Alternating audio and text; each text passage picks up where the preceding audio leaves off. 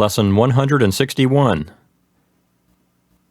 Okay, we know how to use de in two ways, as you can see here in our lesson. We use it to show possession, and we use it to mean from. Now we need to learn how to use it in yet another way, and I think that this way we're about to learn about is actually quite simple. It's not a difficult concept to learn at all. Basically, what we're going to use de for in this lesson is to say things in Spanish, like our example here, orange juice. When we have orange juice in English, we basically have two nouns right next to each other. The word orange is a noun, and the word juice is a noun.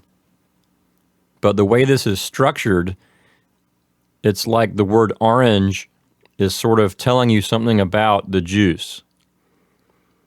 The word orange is not an adjective. It's not describing juice. In other words, it's not saying that the juice is the color orange. It's saying that it's juice from an orange. So these two words sort of go together, but the first noun is sort of telling you some information about the second noun. Antonio, why don't you tell us how this is going to be handled in Spanish? Well, in Spanish, we're going to take that second noun and put it first, and then we're going to add the word de in between, and then put the first noun in Spanish, reverse it, and put it after. So we have orange juice. We would translate it as jugo, which means juice, de naranja, which means orange.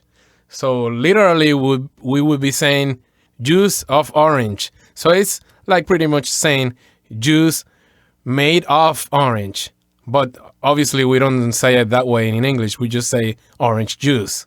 Okay, so orange juice in English translates over to, in Spanish, juice of orange, or jugo de naranja, right? Mm-hmm. Can you think of some other Spanish words that have the same construction? Yes, it's usually foods like apple sauce.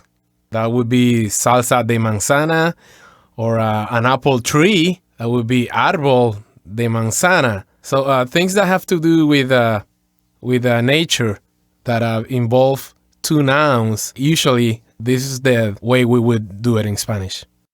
Right, that's the pattern. Is in English, when it's two nouns next to each other, in Spanish it translates over to you reverse the words and then put de in the middle.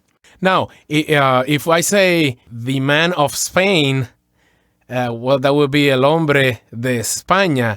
In that case, you do say the man of Spain or the man from Spain. But when it comes to foods like that, and we have two nouns put together, that's how you would generally translate it to Spanish. To reverse the order and put the word de, de, in between.